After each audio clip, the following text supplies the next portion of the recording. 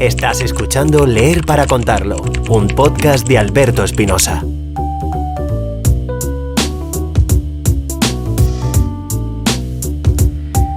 Hola, ¿qué tal? Bienvenidos, saludos, bienvenidos a Leer para Contarlo. Hoy con un protagonista muy especial, una persona que está causando furor gracias a sus hilos. Si levanta las cejas, queda sorprendido, pero es cierto, sus hilos sobre anécdotas de cine están llevando a mucha gente a tener curiosidad y a querer aprender más de lo que ocurre detrás en las bambalinas del séptimo arte, y hoy nos va a contar algunas de ellas, seguro. César Bardés, ¿qué tal? ¿Cómo estás? Muy bien, encantado de estar con vosotros. Gracias, te decía antes, gracias por estar hoy en Leer para Contarlo. Hoy vamos a charlar de un libro que creo que es el primer libro del podcast que no es una novela como tal. Es una mezcla ahí, es un ensayo, pero no. Bueno, nos lo va a contar él mejor. César, ¿qué libro has elegido y por qué? Bueno, pues estuve muy tentado de seguir la línea habitual y darte un libro de ficción, pero bueno, al fin y al cabo me invitas en calidad de que soy el influencer de las anécdotas de cine, de forma totalmente casual. Y digo, bueno, pues vamos a hablar de cine también, ¿no? Aparte de los libros. Y entonces he escogido el que probablemente sea el mejor libro de cine nunca escrito, ¿no? Que es El cine según Hitchcock, que escribió François Truffaut. Como tú dices, no es exactamente un ensayo y no es desde luego una novela de ficción. Es un diálogo que se establece entre Truffaut y Hitchcock a través de 500 preguntas que prepara el cineasta francés, más que nada para saber al detalle cuál es los motivos y la técnica, siempre contado desde una cercanía muy, muy curiosa y muy interesante de un cineasta que hasta ese momento había sido apenas considerado un artesano. Y Truffaut lo eleva a la categoría de autor, ¿no? Y efectivamente a través del libro descubrimos cuáles son los elementos comunes en el cine de Hitchcock y apreciamos su especial sentido del humor también, y desde luego se establece una complicidad muy especial entre el crítico cineasta francés y el director inglés, ¿no? Y además pues van película a película a marcha martillo, o sea, no hay ningún vacío en el diálogo, ¿no? No echas nada de menos, todo lo contrario, es muchísima información, muchísimas anécdotas, muchísima mirada sobre la forma de hacer cine de Hitchcock y de sus mecanismos de suspense, y desde luego es un libro que ha sido imitado hasta la saciedad, ¿no? O sea, luego este modelo de libro tiene multitud de imitadores, mejores o peores. Por ejemplo, yo por aquí tengo El Ciudadano Wells, que hizo Peter Bogdanovich con Orson Welles, que exactamente es la misma fórmula, o Elia Kazan por Elia Kazan, que lo hace el crítico francés Michel Simens con Elia Kazan, o en fin, se ha hecho, o el mismo Helmut Karasek, que lo hace con Billy Wilder, ¿no? Podría citar el de Billy Wilder de Cameron Crowe, pero Cameron Crowe es un tío que no me cae demasiado bien, así que lo vamos a dejar ahí.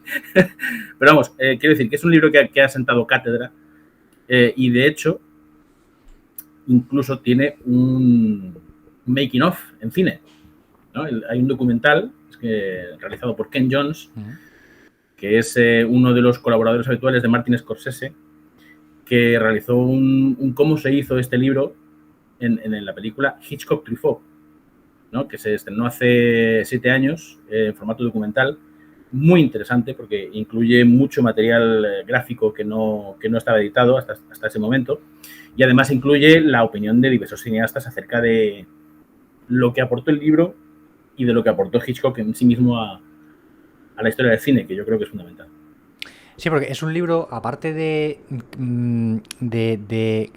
ser pues una visión histórica de una parte del cine importante de los últimos tiempos, también puede servir de bueno, en algunas cosas quizás, no sé si opinas lo mismo, de manual técnico en algunas cosas sobre cómo se hace una película, ¿no? He visto por ahí que tenían, bueno, que explica ciertas cosas de cómo hacer, cómo plantear, cómo llevar la historia al cine.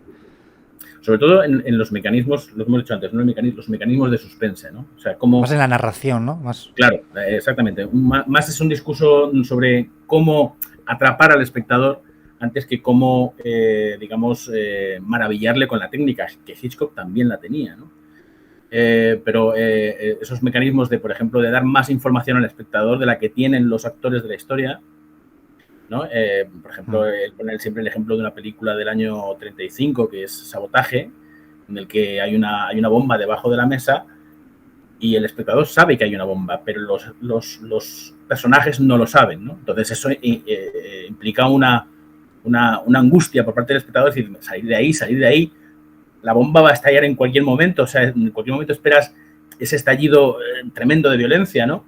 Y sin embargo, él prolonga la escena, y entonces ahí es donde es el rey del suspense, ¿no? Y dices, bueno, es que esto no va a terminar nunca, es un momento que a lo mejor dura 3-4 minutos en pantalla y a ti te parece una eternidad, ¿no? Esos son los mecanismos que manejaba Hitchcock. No hace mucho, en el Twitter, en el famoso Twitter de anécdotas, ponía uno en la que se ponía de manifiesto cuál era el mecanismo de Hitchcock, ¿no? Que Peter Bogdanovich fue a hacer una entrevista para también un libro sobre Hitchcock y fue al despacho del director y salieron para comer. Entonces fueron al ascensor y entonces el ascensor estaba lleno de personas. Entonces Hitchcock de repente se vuelve a Bogdanovich y le dice, pues le sequé la cara de sangre y entonces no pude saber lo que había pasado y entonces yo cogí y le dije al oído que qué había pasado mientras él me miraba con aquellos ojos y tal. Entonces, en ese momento el ascensor llega a la planta baja y ellos salen. Y entonces Bogdanovich le dice, ¿pero qué le dijo? Entonces le dije, ¿qué me dijo quién? ¿No? Entonces, ese es el mecanismo de Hitchcock, ¿no? Te deja totalmente en vilo, esperando el desenlace cuando a lo mejor no es tan importante, ¿no? De ahí sale el famoso MacGuffin y demás historias, ¿no? De esa técnica de Hitchcock tan particular, que además, por supuesto, está aderezada con una técnica espectacular. ¿Y qué vinculación personal te une a este libro como para haberlo elegido? Por al margen de la importancia que puede tener para todo aquel amante del cine a nivel personal, porque yo sé que elegir un libro es una tarea complicada. De hecho, todos los invitados que estáis viniendo al podcast os resulta ciertamente complicado en algunas ocasiones elegir un solo libro, ¿no? ¿Por qué en particular este y no cualquier otro de historia del cine o cualquier otra novela? ¿Qué vinculación personal te une a este libro? Aparte de el reconocimiento de la importancia que tiene un libro así, ¿no? Pues fue mi primer libro de estas características, ¿no? Pero que yo podría tener, ¿qué te puedo decir? 16, 17 años cuando llegó a mis manos. Además tengo la misma edición de entonces, o sea, es el mismo libro, ¿no? Y fue por recomendación de otro gran cinéfilo que además es muy conocido, que es Arturo González Campos, de Todopoderosos, que trabaja siempre con Javier Cansado y con Rodrigo Cortés y tal. Y a mí me encantó, o sea, me pareció un trabajo, primeramente, de cómo se prepara una entrevista, ¿no? Una entrevista a fondo para que sepas exactamente a dónde quieres llegar, ¿no? Y por otro lado, de cómo puedes descubrir un mundo increíble detrás de la mente de un genio, ¿no? De un genio que hasta ese momento no había sido considerado como tal. Y descubres, pues eso, todos los puntos en común que, pues a esa edad de 16, 17 años todavía no has caído, pues en el tema del MacGuffin, que es siempre un motivo que puede ser importante en la trama, pero que luego no tiene ninguna importancia. Por ejemplo, el uranio en Encadenados o el dinero en Psicosis, por poner dos ejemplos. Además, las madres siempre son fundamentales en el cine de Hitchcock, ¿no? La madre de Psicosis, la madre de Alexander Sebastian en Encadenados, la madre de Cary Grant con La muerte en los talones,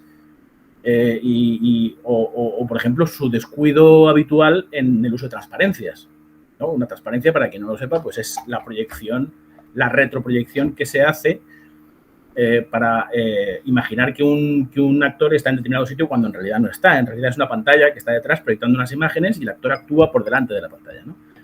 Hay transparencias que están muy bien hechas, pero Hitchcock pues simplemente le daba igual, le daba lo mismo.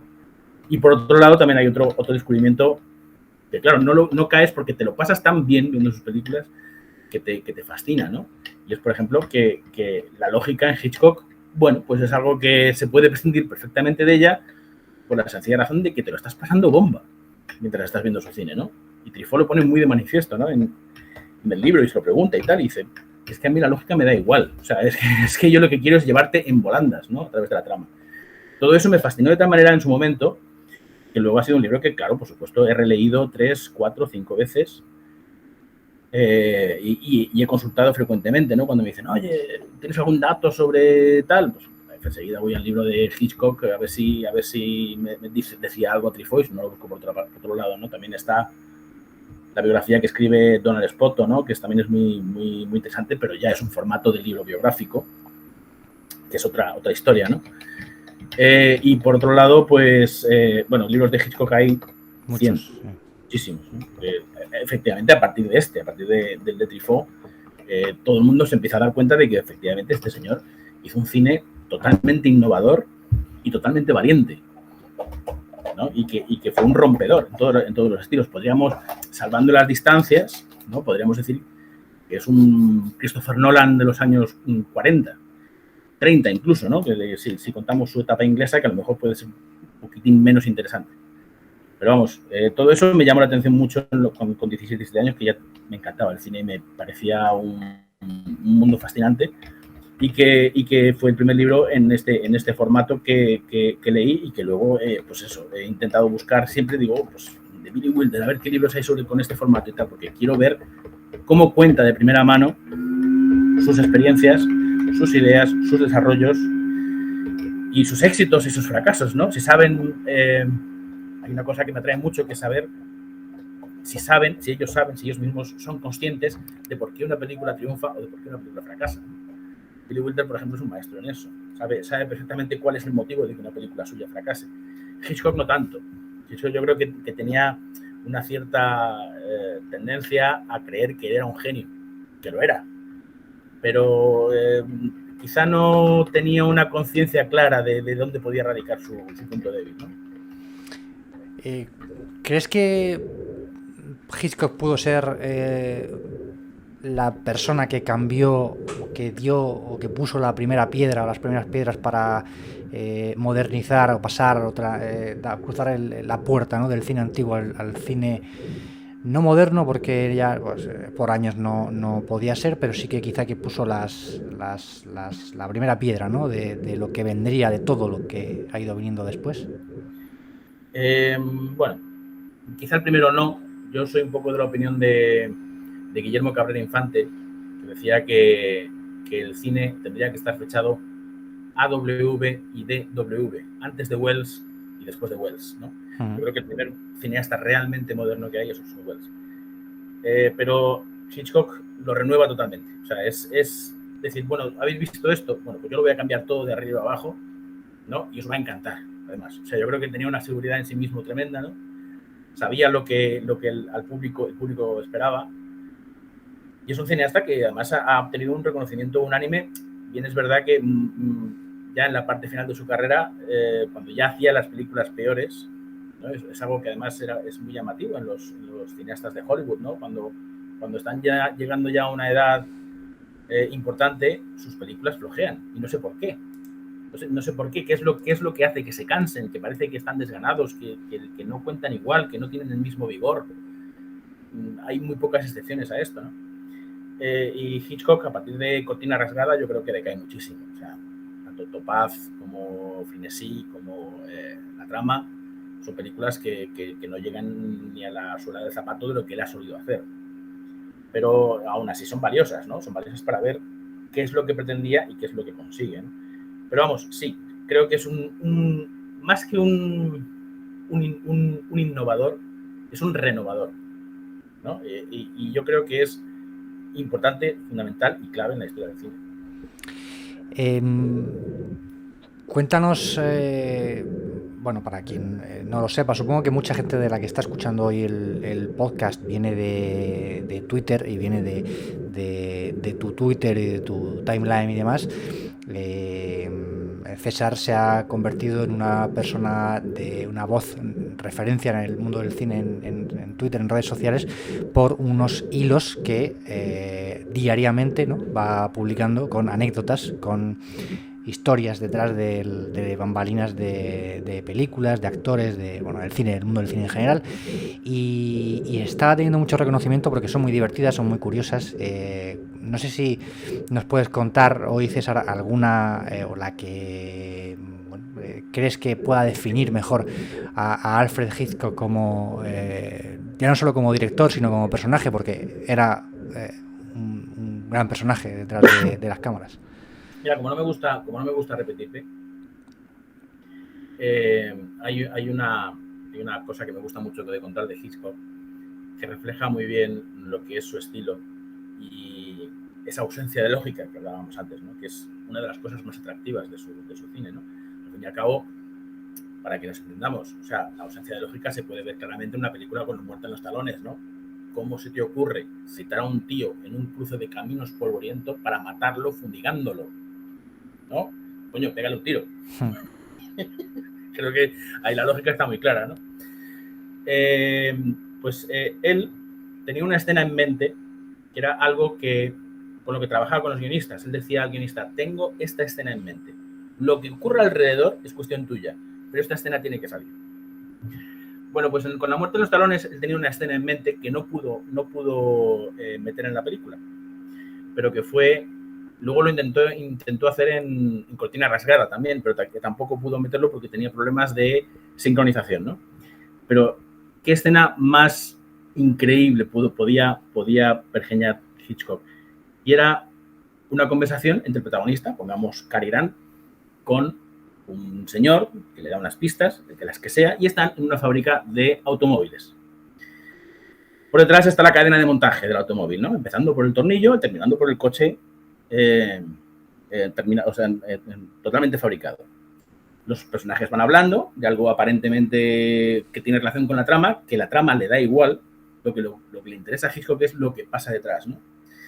El coche se empieza desde el tornillo y se van poniendo las piezas poco a poco, tal, y cuando termina la cadena de montaje, el personaje le dice a Cary Grant: ¿qué le parece? Fantástico, lo hemos fabricado en apenas unos minutos. Entonces Cary Grant dice: ah, sí, qué bonito, ¿qué tal? Abre la puerta y dentro hay un cadáver. ¿De dónde ha salido? No, ese es Hitchcock. Esa es la gran anécdota, ¿no?, que siempre me gusta contar de Hitchcock, que además no está publicada. Esto es en primicia para leer, para contarlo. Y creo que define mucho cuál es el objetivo del cine de Hitchcock, ¿no?, que es sorprender, es dejarte asombrado, ¿no?, con una idea maravillosa que no tiene por qué tener ninguna lógica. No le busques la lógica porque no la tiene. Pero, sin embargo, te pone todas las claves para que quieras más. Quiero más escenas como estas, ¿no?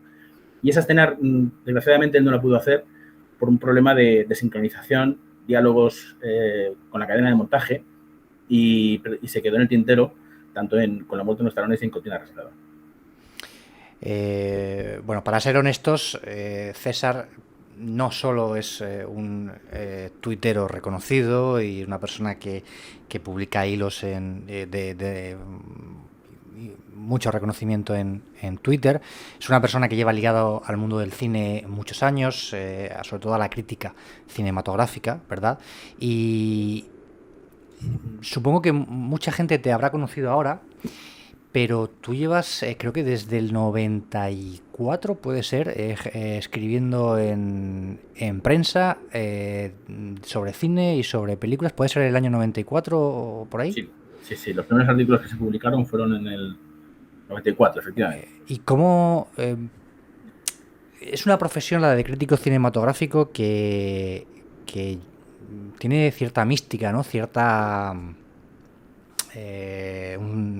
un universo alrededor como muy envidiado, ¿no?, por mucha gente, muchos aquellos que son fans no solo de una película concreta, sino del mundo del cine en general, pues les gusta, ¿no?, escribir, dar su opinión y demás. ¿Cómo llega César Bardés, año 94, a comenzar a escribir sobre cine en prensa y cómo se convierte en crítico literario? ¿Cómo es esa trayectoria? ¿Cómo empezaste? Pues mira, todo empieza, yo en realidad era profesor de secundaria, bueno, de entonces EGB. Estuve más de 10 años dando clases en distintos colegios de la Comunidad de Madrid. Y pues fue por puñetera casualidad, porque un amigo de un amigo empezó a crear un periódico muy de andar por casa, que se llamaba Alcalá Este, y entonces me propuso, oye, ¿tú sabes de cine? ¿Te importaría escribir? Bueno, pues probamos, y si no te gusta, pues ya me dices que no y tal. Y empiezas por el amor al arte, claro, o sea, empiezas pues haciendo pues, las películas que vas viendo sin nada planeado y tal, las vas poniendo, se te van ocurriendo cosas y estás ahí, tal, pero a alguien debió de gustarle un poco el tema de cómo escribía, ¿no? Y entonces también fui invitado a Onda Cero a retransmitir durante 2 años seguidos la ceremonia de los Oscars. Y entonces, bueno, pues poco a poco fueron siempre trabajillos de un poco así como de segunda fila, ¿no? Porque mi verdadera profesión, como me ganaba la vida, era como profesor. Y entonces, pues en el año 2005-2006, que la cuestión estaba ya un poquito estancada en el tema de la enseñanza y que la inestabilidad se ponía, porque yo era de privada concertada, no era de pública, pues también por mediación de un amigo, de una amiga, en esta ocasión, pues me ofreció un puesto de crítico remunerado en el pueblo de Albacete, en el periódico El Pueblo de Albacete. Y a partir de ahí, pues entonces dije, bueno, pues ya me piden una dedicación exclusiva, ¿no? Porque este periódico estaba asociado a una cadena de televisión y ellos querían un artículo de todas las películas que echaban en la cadena de televisión, con lo cual era un trabajo que exigía bastante. Tenía que hacer 2 artículos prácticamente diarios, ¿no? De una cierta extensión. O sea, no eran 3 líneas como se suele hacer en muchos periódicos y ya está, sino que querían una cierta extensión. Más, además, estrenos de la semana, más una guía de programación de todas las películas que echaban. En fin, había muchas historias para hacer. Entonces, bueno, pues a partir de ahí empezó a crecer la cosa, empecé a recibir llamadas de unos, de otros, empecé a hacer amistades también, que eso es muy importante dentro de la crítica del cine. Y dejé la enseñanza, porque ya me absorbía todo el tiempo que me quedaba. Y entonces luego ya empezó la posibilidad de escribir un libro. Escribí uno, luego otro. Llevo 4. Si Dios quiere, pues para el segundo semestre de este año saldrá el 5º, sobre el cine español. Y en realidad mi actividad profesional va dirigida sobre todo pues, a la crítica de cine y a la escritura de los libros, ¿no? Lo de las anécdotas, pues ha sido algo que ha surgido colateralmente, simplemente por la época del confinamiento, que el día 30 de marzo del 2020 se me ocurrió poner una anécdota, pues para proporcionar a la gente, ya que estábamos todos encerrados, proporcionar a la gente un momento de sosiego, de tranquilidad, de sonrisa, de sorpresa, de pensar un momento, de distraernos de la situación, lo que quieras. Eso es lo que pensaba yo realmente. Y resulta que la respuesta ha sido absolutamente desmedida, ¿no? O sea, todo el mundo quiere anécdotas, todo el mundo quiere más anécdotas, algún día tendrán que acabar, eso también lo digo. Ya tengo un libro de anécdotas terminado para que recopilarlas todas en el mismo sitio, ¿no? Con un prólogo maravilloso que me ha hecho Gerardo Sánchez, director de Días de Cine, de Televisión Española. Y estoy con el segundo, en previsión de que me pidan más, ¿no? Y ahora te voy a decir una cosa. Toda esa aura legendaria o mística o envidiable que se pueda tener sobre la profesión de crítico de cine, sí, he visto todo lo mejor. He visto muchísimo. He visto cosas muy buenas. Pero me he visto todos los truños del mundo. Y eso también es muy duro. Y no solamente eso, sino que he tenido que escribir sobre ello. Eso te iba a decir, porque cuando hay una película realmente mala bueno, quizá no quieres destripar, no destripar, sino bueno, escribir rematadamente mal de ella, porque bueno, al final también lleva un trabajo detrás y tal. ¿Cómo lo haces para decir que es muy mala, con lo que eso conlleva, que es que la gente pues a lo mejor no va al cine a verla y eso supone que fracase, sin hacer sangre o sin querer joder de verdad a la gente que está detrás de esa película? Porque entiendo que es una posición también a veces difícil. Bueno, hay veces que sí que hago sangre porque es que hay... Porque no hay más remedio, ¿no? Sí, porque sale diciendo, me acaban de tomar el pelo, ¿no? Entonces, no tengo tiempo yo para tomaduras de pelo. Pero si ves que hay buenas intenciones, aunque luego el resultado sea malo, yo lo que hago, o sea, yo no soy un boyero, y con todo perdón para Carlos Boyero, ¿no?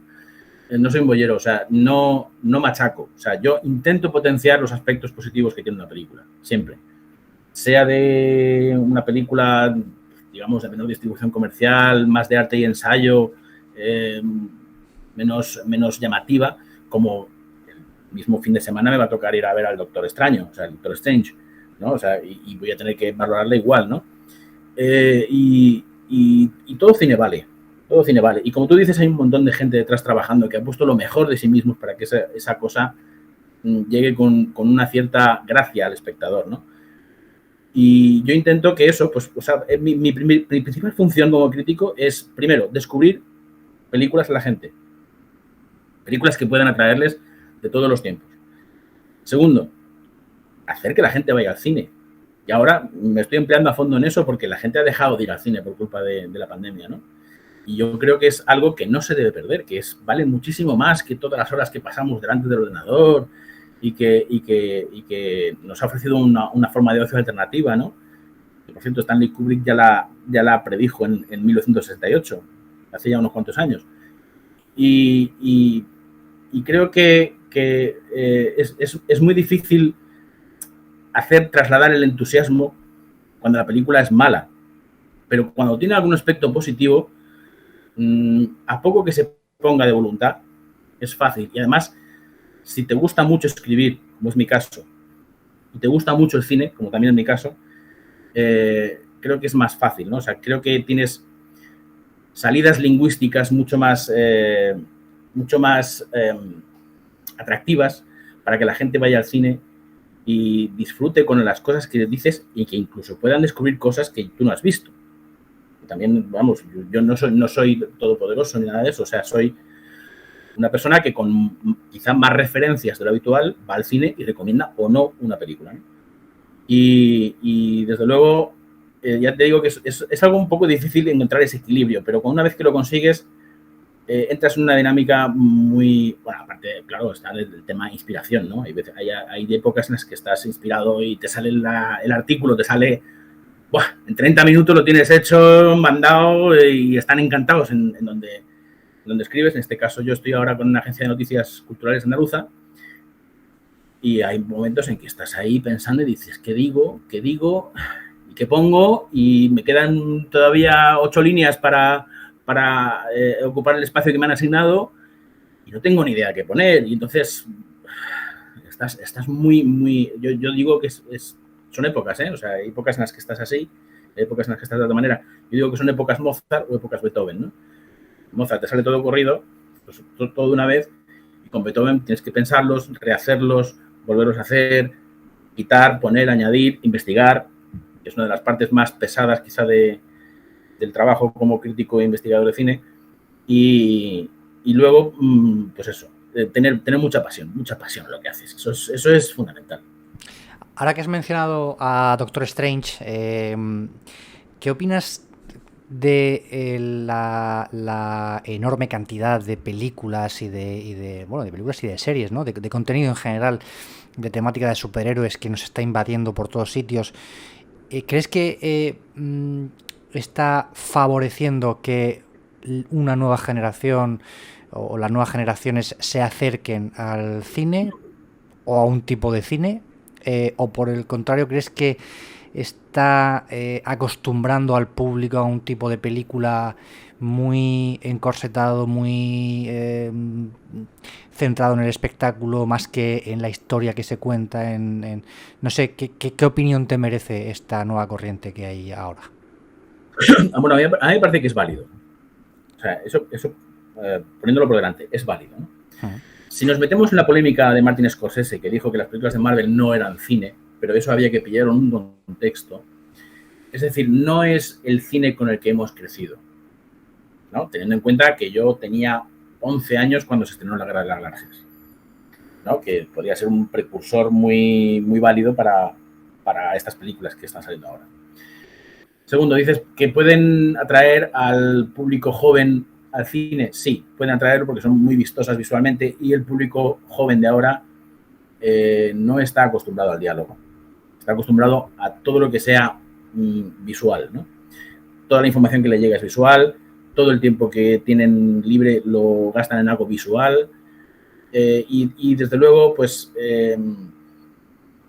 puedo tener algún reparo en cuanto pues, a problemas puramente cinematográficos, ¿no? Problemas de ritmo. Por ejemplo, Eternals me parece una película que es muy difícil de salvar porque es muy lenta, acabas muy harto de esos eternos que no se acaban nunca, ¿no? Y sin embargo, pues ves Iron Man 3, por ejemplo, y te dices, oye, qué maravilla, qué bien me lo he pasado. ¿Esto no es cine? Pues claro que es cine. Es entretenimiento. El cine, en primer lugar, es entretenimiento. Y lo segundo ya es que te haga pensar o no te haga pensar o que sea lo que sea. Pero el cine, lo primero, es entretener. Que a algunas personas les gusta pensar, a otras no. y por supuesto tiene que haber cine para todo el mundo. A mi hermano, hablando de alguien que ha estado compartiendo conmigo mi vida durante muchos años, le llevas a ver 2001, una odisea en el espacio y sale cagándose en la madre que te parió, ¿no? Pero le llevas a ver Spider-Man y sale encantado. Y es un señor que tiene 60 años. Ya. Y por el contrario, llevabas a mi padre a ver En busca de la arca perdida y decía que era un rollo y tal. Sin embargo, le ponías La ley del silencio y decía que era una maravilla, que no podía tal. Pues todo eso es cine y es válido, ¿no? Y a cada uno lo suyo. O sea, yo tengo que amoldarme a todo por una cuestión profesional. Si yo no fuera crítico de cine, ¿iría a ver las películas de Marvel? No todas. No todas. Algunas sí. Entre otras cosas porque yo sí que he crecido con los cómics de Marvel.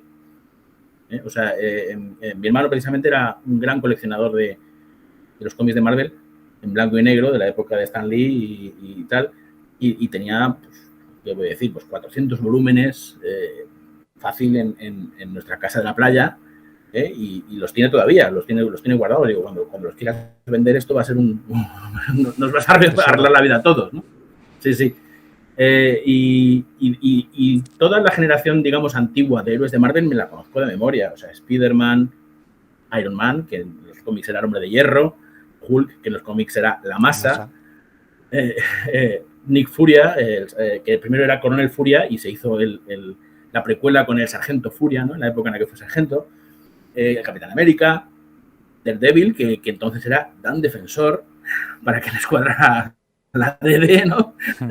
Eran nombres absurdos, pero eran cómics maravillosos. Y de hecho, ya con mi incipiente amor por el cine, pues ya estamos hablando de cuando tenía entre 8 y 12, yo pensaba diciendo, ¿por qué no se hace esto en película?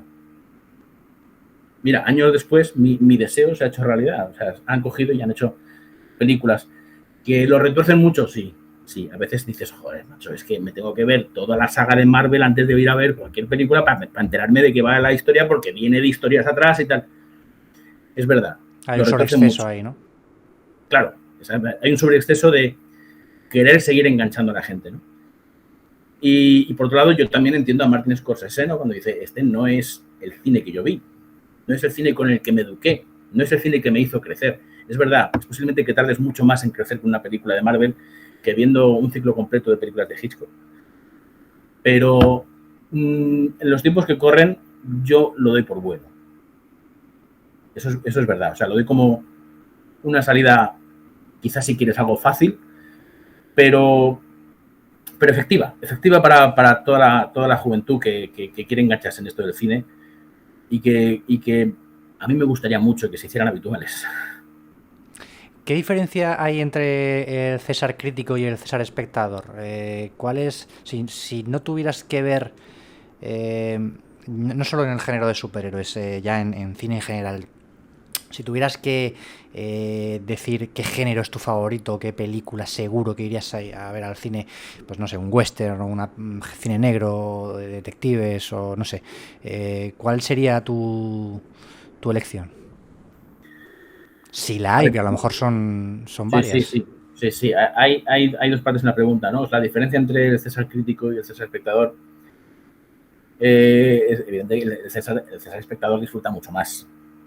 Es evidente, ¿no? Sí, porque Eh, el crítico entiendo que va con la libreta, bueno, con la libreta en el cine difícil porque no ves, pero te vas quedando con cosas que no estás claro, pendiente de disfrutar, ¿no?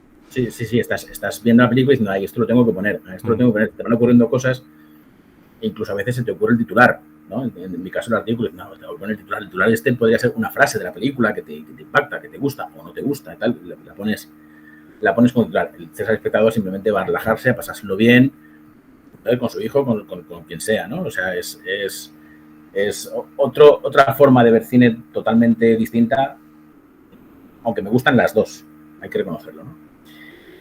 Y por el otro lado, me dices de género película, yo he sido siempre muy amante del cine negro, mucho, me ha gustado mucho.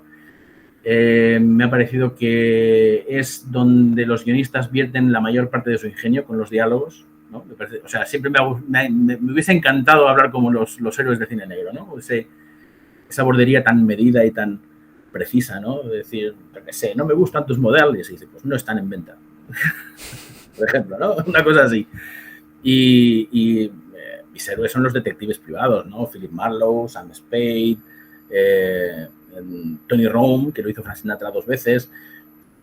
Toda esa iconografía propia de la literatura negra y del cine negro. He leído no sé cuántas veces ya la colección completa de las novelas de Raymond Chandler, ¿no? que incluso son más agudas en diálogos que las películas. Y siempre me ha gustado mucho. Ahora, te voy a contestar la pregunta en negativo. ¿Cuál es el género que más me cuesta? Siempre, sin duda, el melodrama. Siempre me ha costado más. No quiere decir que no haya melodramas que me gustan. Por decirte, desde Breve Encuentro hasta Memorias de África, Puentes de Madison, todo eso me gusta. Pero cuando un melodrama se me atraganta, qué difícil lo tengo. Me cuesta mucho terminarlo y me cuesta mucho no pensar que tengo otras cosas mejores que hacer, ¿no? Y eso que soy muy romántico y muy de esos de antigua guardia, ¿no? De aquellos que hacían versos a las chicas. Pero cuando se trata de los demás, quizá no me interesa tanto. Ya, porque son demasiado... A mí me pasa parecido en ese sentido con los melodramas o las comedias románticas, este tipo de películas, quizá porque las noto demasiado facilonas, ¿no? Como... no son lo suficientemente creativas o imaginativas como para llegarte, sino que saben que enseñando X e Y funciona, pues X e Y todo el rato, ¿no? Es un poco así, ¿no? No sé Al fin y si al cabo, como decía Billy Wilder, todas las películas melodramáticas son son breve la misma, ¿no? encuentro. También. Son breve encuentro. O sea, breve encuentro es la primera, ¿no? Pues Sí. todas las demás son breves encuentros. O sea, ya está. Lo que pasa es que es un breve encuentro en África. Pues hacemos Memorias de África. Un breve encuentro en el condado de Madison con un fotógrafo y una ama de casa. Pues lo hacemos Los Puentes de Madison. Un breve encuentro con un presidente y una activista. Pues el presidente y Miss Wade, ¿no? Y ya tenemos otro melodrama. Y Billy Wilder era muy, muy certero en estas cosas, ¿no? Y tiene razón, todas son la misma. O sea, en realidad, todos los personajes que se mueven en melodrama buscan algo, encuentran algo y pierden algo. O sea, se atiene siempre a esa misma fórmula, ¿no?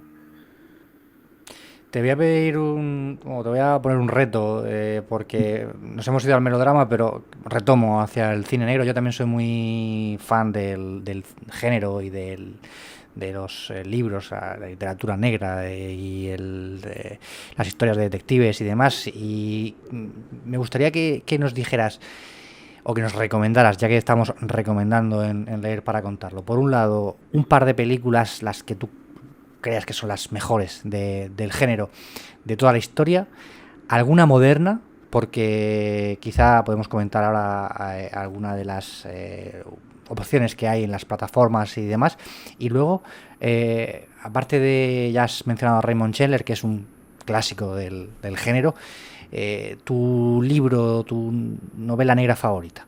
Así que empezamos, si quieres, por las pelis, las del género negro que más te gusten o que más creas que son las dos, tres mejores de la historia. A ver, a mí hay una que me gusta muchísimo, ya no de cine negro, sino de cine en general, y me parece una obra de arte, prácticamente, que es el de Mal, de Orson Welles, ¿no? Un virtuosismo, una forma de contar la historia, incluso aunque está dentro de Charlton Heston, ¿no? Que es una cosa que a lo mejor no me gusta demasiado, pero que incluso en esta película lo puedo soportar.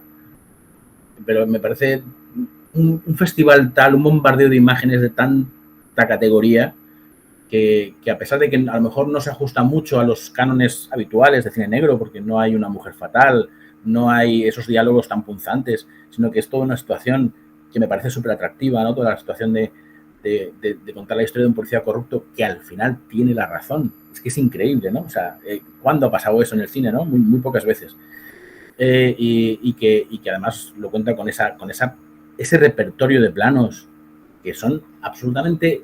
Yo me quedo boca abierto cada vez que lo veo, ¿no? Por decirte más, pues, por ejemplo, me gusta mucho tanto El sueño eterno de Hawks, que a pesar de lo que diga la gente de que no la entiende y tal, si te fijas y estás atento al 100%, sí que tiene sentido.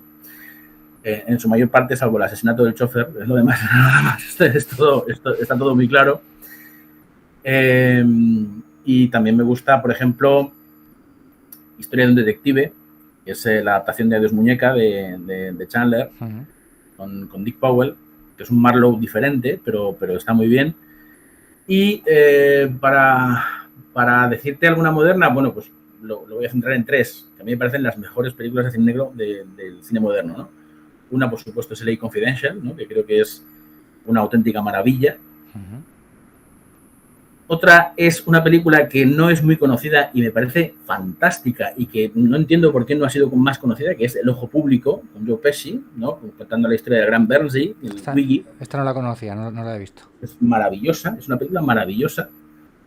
Y luego la tercera, que me gustó mucho, aunque ya sí que es una película un poco más modesta en pretensiones y en alcance, que es El demonio vestido de azul, ¿no? de Carl Franklin con Denzel Washington, que me parece un personaje también muy interesante, ¿no? Además lo cambiar de raza y entonces da mucho juego en otras, quizá un poco más también en la línea de Elroy, ¿no? De las dificultades que puede tener un detective privado de color en un entorno de posguerra, ¿no? Y con un compañero tan salvaje como es Mouse, ¿no? Como es el ratón que interpreta Don Cheadle.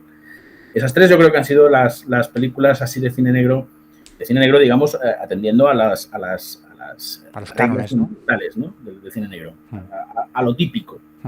Luego, por supuesto, hay otras que ya se acercan más a lo moderno, ¿no? O sea, la última película en la que sale Paul Newman con cara es Al caer el sol, de Robert Benton, que es una película de cine negro maravillosa, ¿no? Con Gene Hackman y Susan Sarandon.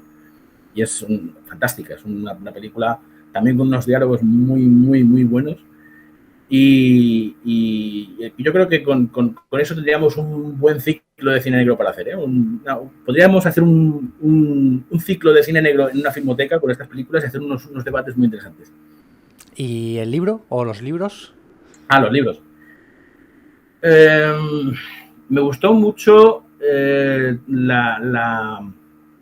díptico de Don Winslow de El cartel y el poder del perro. Sí, me parecieron muy brutales, muy buenos. Por supuesto me gusta Raymond Chandler, es que no sé, me parece un dios, ¿no? O sea, todo lo que hizo Raymond Chandler, incluso lo que no completó, está bien, ¿no? Pudel Springs, ya sabes que pues hizo 18 folios, el resto hubo que completarlo un escritor de alquiler, y sin embargo me parece una historia muy interesante que además presenta un Marlowe un poco diferente, ¿no? Y alguna historia más así que que sea de negra me gustan mucho, para tirar algo por el mercado español, me gusta mucho, por ejemplo, de la serie de Lorenzo Silva con Bevilacqua, ¿no? Con Chamorro y Bevilacqua, me gusta mucho La marca del meridiano. Sí. Que además incluye una referencia a mí. ¿Ah, sí? Porque Lorenzo Silva me prologó el primer libro, entonces se llama La imagen del alma, el primer libro, y tuvimos una cierta relación, y entonces, bueno, hay un detalle en concreto que atribuye a un personaje y lo saca de mí, ¿no? Ostras, Entonces, ahora si no quieres contarlo, ahora cuando apaguemos el podcast me lo cuentas, porque ese libro lo tengo yo, lo leí es verdad que hace tiempo.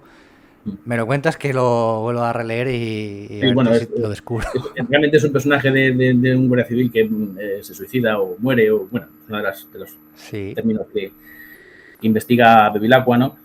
Y que a la hora de escribirlo, de sus costumbres, sus manías y tal, pues el hombre dice que en Facebook hablaba mucho sobre Espartaco y Stanley Kubrick y tal, y esa fue una conversación que tuvimos él y yo, ¿no? Qué fuerte, joder. Sí, yo creo que se inspira mucho en las cosas que le pasan habitualmente y las adecua a su mundo, por supuesto, que es de lo más rico. Sí. Oye, está teniendo ahora en los últimos años un crecimiento muy grande y una calidad muy buena también el cine negro del norte de Europa, Noruega, Suecia, Finlandia. No sé qué opinión te merece y si tienes alguna recomendación así interesante que nos puedas hacer. Sí, tengo una recomendación que a mí me ha gustado mucho, las 4 películas que se han hecho de los casos del Departamento Q. Muy de acuerdo contigo, sí señor. Me parecen fantásticas, muy buenas. No tanto, quizá por hartazgo, la trilogía de Stieg Larsson, ¿no? O sea, porque llegó un momento en que parece que no había otra historia. Sí. ¿No? Entonces se hizo la versión nórdica, se hicieron los libros, que además son verdaderos tochos, se ha alquilado a otro escritor para que siga la historia, se ha hecho otra película más. O sea, ya había un momento de decir, mira, ya estoy de Lisbeth Salander y de Blomqvist hasta las narices, ¿no? No tanto, o sea, quizá en un principio sí que me atrajo, me pareció interesante el planteamiento, ¿no? De hacer que una tía absolutamente marginal sea la conductora de toda la trama, pero llegó a cansarme. Sin embargo, los casos del Departamento Q es que me encantaría que hicieran las 7 novelas que escribió el tío este, John Esmond, creo que es, ¿no? Y que me parecen apasionantes. O sea, además, los actores me parecen fantásticos, tanto Fares, que creo que hace un maravilloso papel como el árabe adoptado por Dinamarca, sí. Como el otro que es... no me acuerdo. La memoria cada vez me va fallando. Sí, el protagonista, el rubio. Sí, el sociópata, ¿no? Que es un poco sociópata. Sí. Y además me parece súper interesante todo este empeño que ponen en las historias dentro de una sociedad que parece puro orden, que parece que todo está en perfecto, cada cosa en su sitio y tal, y que subyace una basura moral extraordinaria, ¿no? Eso me parece fantástico y una idea genial. También se ha trasladado mucho a las series, ¿no? El Puente, por ejemplo, estoy acordando ahora. Esta creo que es noruega, ¿no? Puede ser, o sueca, no me acuerdo bien. Noruega creo que sí. Bron se llamaba. Sí. También se está trasladando mucho al mundo de las series. Sí, se hizo sobre todo a partir de Wallander, ¿no? Uh-huh. A partir de ahí, pues eso ha dado un altavoz enorme a toda la literatura negra nórdica, que además ha desarrollado sus propios códigos, ¿no? Con lo cual es muy valioso, ¿no? Es algo que merece la pena descubrir tanto literariamente como en el cine. Pero insisto, los que quieran ver en cine algo sobre el cine negro nórdico o literatura negra nórdica, los casos del Departamento Q es lo mejor. Bueno, pues que lo anote todo el mundo. Además, ahí están las novelas del Departamento Q. Yo personalmente creo que las películas son relativamente mejores que los libros. No pasa nada si te lees los libros tampoco, porque no están mal, pero las películas son muy buenas y merece la pena echarles un vistazo. César, se nos está agotando el tiempo y no quiero que nos vayamos sin hacerte las típicas preguntas de cuál fue el primer libro que te leíste en tu vida, si lo recuerdas, o el primer libro que recuerdas haber leído por ti mismo. Pues mira, tendría como 7 añitos y me cogí a Julio Verne y Aventuras de 3 rusos y 3 ingleses en el África Austral. Ese fue mi primer libro. Me gustó tanto las aventuras de estos 3 rusos y 3 ingleses que iban a trazar un mapa cartográfico exacto para trazar un meridiano, que a partir de ahí ya no he dejado de leer desde entonces, nunca, ni una sola vez. Fíjate, me causa curiosidad porque Julio Verne, muchos lectores de una generación por encima de la mía, incluso de mi propia generación, se han iniciado a la lectura con Julio Verne, y luego cuando yo he accedido a Julio Verne no me parece un autor infantil, me parece un autor con una narración y unas historias. No son excesivamente adultas, pero tampoco es una historia de críos, como pueden ser ahora las que leen los chavales de 7, 8, 9 años, ¿no? Futbolísimos y todo este tipo de cosas, que también está bien, pero no son ese tipo de novelas. ¿Ha cambiado ahí mucho el perfil de lector o la iniciación a la lectura? No sé si es porque hay más oferta ahora, que lógicamente también, o porque quizá los padres en ese momento tenían una idea más acertada para comenzar la lectura que ahora, ¿no? No sé si opinas igual Sí, yo creo que lo que pasa es que nos han robado la imaginación, ¿no? Yo creo que ha sido tan grande la explosión de Internet, de las nuevas tecnologías, de los 1000 canales que tenemos en televisión y demás, que ya probablemente un joven lee un libro y no es capaz de imaginarse lo que ocurre en ese libro, ¿no? Nosotros sí, nosotros como teníamos 2 canales de televisión y poquita cosa más, porque íbamos al cine y ya está, ese era nuestro entretenimiento, pues enseguida teníamos una proyección cinematográfica de lo que estábamos leyendo, ¿no? Y eso hacía que quizá leyéramos más. En mi caso, mi padre no era nada lector, a pesar de que era arquitecto y tenía una cierta formación. Mi madre, que no tenía ninguna formación, sí que ha sido una gran lectora. Pero yo empecé a leer este libro, Aventura de 3 rusos y 3 ingleses en el África Austral, que por cierto, que yo sepa, no tiene versión cinematográfica, porque mi hermano estaba leyéndolo. Entonces yo veía que él iba con ese libro a todas partes y decía, bueno, yo cuando acabe yo me cojo esto a ver qué tal, ¿no? Y entonces ya me cogí y por supuesto mi evolución, no pasé de ahí a leerme Dostoyevsky, evidentemente. Pues oye, pues me fui cogiendo películas, o sea, libros de aventuras, La isla del tesoro, Los tres mosqueteros, tal cual. Luego pasé a Agatha Christie. Según vas pasando los años, pues digamos que tu formación lectora va aumentando, sobre todo cuando eres un lector voraz, como he sido yo, ¿no? Que ha habido años que me he podido leer 50 libros sin ningún problema, ¿no? Que es casi un libro por semana, ¿no? Y desde luego he sido un muy buen cliente de las bibliotecas. Y desde luego, pues claro, por supuesto, la evolución te lleva ya a leer cosas muy importantes, ¿no? Cosas que dices, bueno, es que me gustaría mucho escribir como esta gente, ¿no? Hacer algo parecido, aunque sea medianamente parecido a lo que hacen ellos, ¿no? Y luego, pues bueno, pues haces tus pinitos y te das cuenta, en el principio crees que eres un genio y al final resulta que no, que eres uno más, que eres un tío bastante mediocre comparado con toda esta gente. Pero vamos, yo creo que es fundamental para la formación. Te iba a preguntar ahora precisamente, ¿es ese el libro que crees que debería llevarse al cine y todavía no se ha llegado, o hay alguna otra novela que tengas en mente que digas, joder, este libro, esta historia tendría que haberse hecho película porque sería un éxito, sería muy buena idea? Es difícil, hay muchas historias buenas por ahí, ¿no? Yo creo que, por ejemplo, en literatura negra hay muchas películas que podrían salir de muchos libros que todavía no están adaptados. Por ejemplo, me gustaría una versión, poniéndonos un poco serios, una versión cinematográfica buena, seria y con mucho sentido, sobre todo en producción, de La montaña mágica de Thomas Mann. Me parecería fantástica, ¿no? Teniendo en cuenta que un libro de esas características, como El Quijote, nunca va a ser todo lo que esperas y que además, cada vez que se reformule, se va a reformular de una forma diferente, como pasa con El Quijote, ¿no? Con las distintas versiones que se han hecho del Quijote.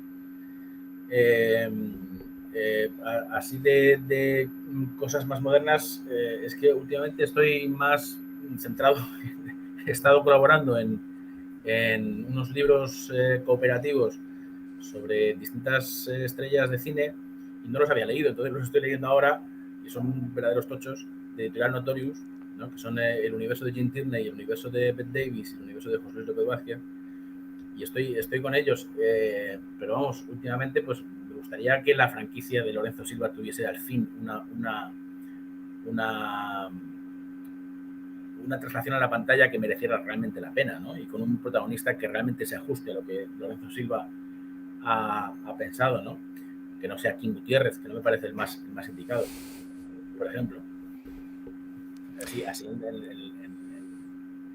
en español también me parecería bueno que hubiese una franquicia de La Triste como Dios manda, no como la serie que fue terrible y la película que me dejó un poco a medias.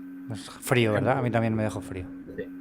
Pero bueno, tiene sus virtudes, ¿eh? Es una película que Sí, no tiene sus está mal, virtudes, pero... porque además yo creo que está muy planteada en clave Peckinpah, ¿no? Esa gloria en la derrota, ese último heroísmo, ¿no? de hombres que no tienen nombre y que siempre permanecerán en el olvido. Pero quizá hubiese inaugurado una franquicia, porque además Mortensen me parece un intérprete bastante indicado para La Triste. Me parece una buena elección, a pesar del tema idioma y demás, ¿no? que seguro que hay alguien que lo pone en entredicho. Pero sí que me gustaría algo así, sí. Última pregunta, César.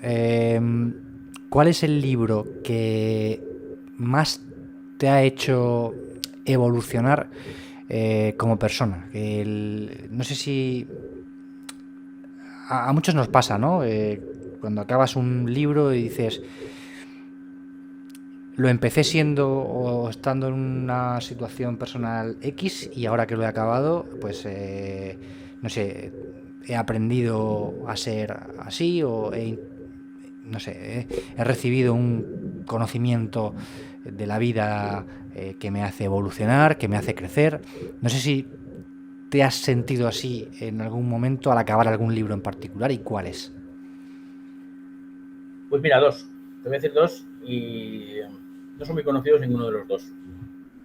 Uno podríamos enclavarlo en la categoría de bestsellers, que se llama Los 7 minutos, que es de Irving Wallace, ¿no? Irving Wallace, para quien no lo sepa, pues es un gran autor de bestsellers de los años 60, que podría compararse a Frederick Forsyth, por ejemplo, una cosa así, ¿no?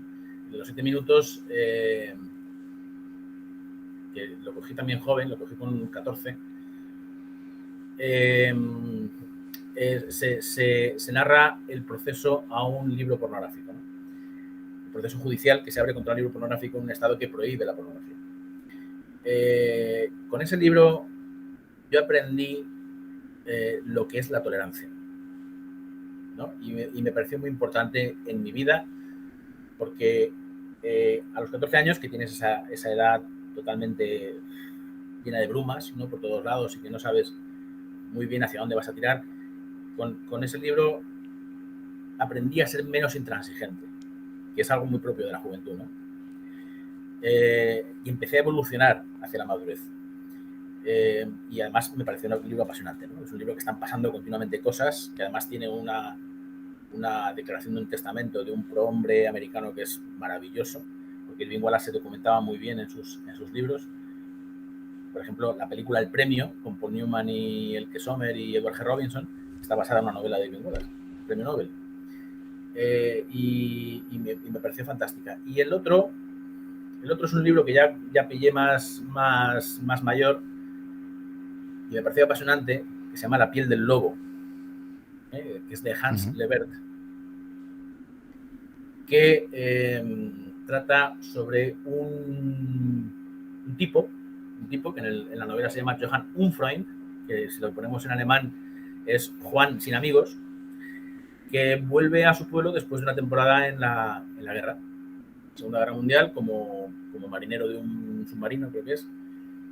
Y es un tío huraño, muy cabal, pero muy huraño, no quiere saber nada de la gente y tal. Y en el momento en que, digamos, su propia naturaleza empieza a buscar la socialización con la gente, se encuentra con que el pueblo en el que siempre ha crecido y con sus convecinos guardan un secreto terrible, ¿no?, relacionado con la guerra. Ese pueblo además se llama Schweigen, que en alemán es silencio, con lo cual ya podíamos saber un poco por dónde va la historia, ¿no? Hay otros personajes también muy atractivos y lo que me pareció también es la capacidad que tiene el hombre de relacionarse y de saber dónde radica la moralidad del fascismo, ¿no? Eso me pareció muy importante y no soy especialmente de izquierdas, tampoco soy especialmente de derechas. Yo, como buen economista, que es mi carrera, soy muy liberal, ¿no?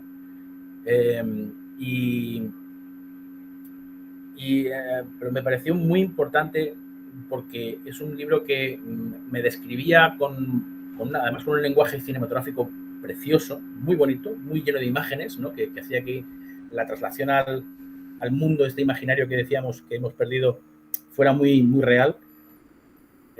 Me iba mostrando las miserias que se esconden detrás de una moralidad fascista, que incluso puede ser una moralidad fascista sin saber que es fascista, ¿no? Y eso me pareció muy interesante y muy enriquecedor personalmente. Pues anotamos todas estas recomendaciones, las voy a ir dejando en las notas del podcast, en la descripción, para todo aquel que quiera acercarse a este mundo, tanto cinematográfico como literario, que hemos comentado en el podcast y que César nos ha estado recomendando. César, llevamos ya, pues hemos pasado la hora de podcast, vamos a ir cerrando. Muchísimas gracias por habernos atendido en Leer para Contarlo, de verdad, muchísimas gracias. Y nada, pues un placer, estás invitadísimo cuando quieras, cuando saques ese quinto libro, pues, si quieres volver para promocionarlo, para charlar de más cine y de más libros, esta es tu casa para lo que quieras. Estaré encantado, porque además tendrá unos prologuistas de lujo y también merece la pena mucho leer ese prólogo, que es una especie de diálogo entre los dos, que son Fernando Méndez Leite y Miguel Reyán, que han tenido la amabilidad de colaborar, y a los que agradezco mucho la oportunidad, y desde luego estaré encantado de volver y de hablar contigo, porque he estado muy a gusto y muy bien. Pues me alegro mucho y nada, lo dicho, muchísimas gracias y nada, hasta la próxima. Gracias a ti. Un abrazo, adiós. Un abrazo.